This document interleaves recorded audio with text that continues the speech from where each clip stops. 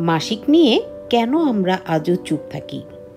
মাসিক লজ্জার নয়, স্বাস্থ্য সচেতনতায় সাহসের নাম। প্রতি মাসে আমাদের মেয়েরা, বোনেরা, মায়েরা নীরবে এক যুদ্ধ চালায়। একটি স্বাভাবিক শারীরিক প্রক্রিয়া যা জীবনের চিহ্ন, অথচ সমাজে আজও সেটি লজ্জার চাদরে ঢাকা। আমরা কি কখনো ভেবেছি কেন আজও এত মেয়ে স্কুল ফাঁকি দেয় মাসিকের সময়? কেন তারা আজও সঠিক স্যানিটারি পণ্য পায় না? কেন তাদের শরীরের প্রতি যত্ন নেওয়া আজও চুপচাপ থেকে যায়? আজও আমাদের দেশে 53% মেয়ে মাসিক নিয়ে সঠিক শিক্ষা পায় না। অনেকে পুরনো কাপড় ব্যবহার করে, যা থেকে সংক্রমণ ছড়ায়। অনেকে মাসিকের সময় স্কুল ফাঁকি দেয়, স্বপ্ন ভেঙে যায়। গ্রামের এক মেয়ে 13 বছর বয়স যখন প্রথম মাসিক হলো, সে বুঝতেই পারল না কি হচ্ছে। মা শুধু বলেছিল, এটা লজ্জার বিষয়, কাউকে বলিস না।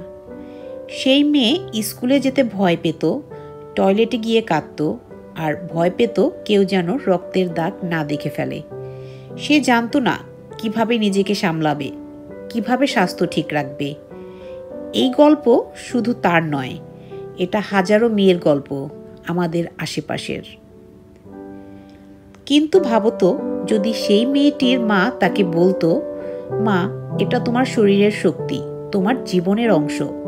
যদি স্কুলে মাসিক নিয়ে খোলাখুলি আলোচনা হতো, যদি সে পেত স্যানিটারি প্যাড, পরিষ্কার টয়লেট আর সাহস, তাহলে হয়তো সেই মেয়েটি আজ ডাক্তার হতো, শিক্ষক হতো, কোনো স্বপ্ন ছুঁয়ে ফেলতো। 28 মে মেনস্ট্রুয়াল হাইজিন ডে, একটি দিন যখন আমরা সবাই একসাথে বলি, মাসিক কোনো লজ্জা নয়, কোনো শাস্তি নয়, এটা সচেতনতার বিষয়।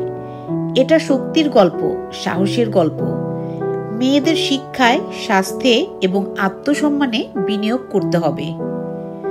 সঠিক স্যানিটারি প্যাড ব্যবহারের শিক্ষা দিতে হবে। পরিষ্কার পরিচ্ছন্ন টয়লেট নিশ্চিত করতে হবে। মেয়েরা যেন জানে তাদের দেহ সুন্দর, পবিত্র, আর তাদের যত্ন নেওয়া তাদের অধিকার।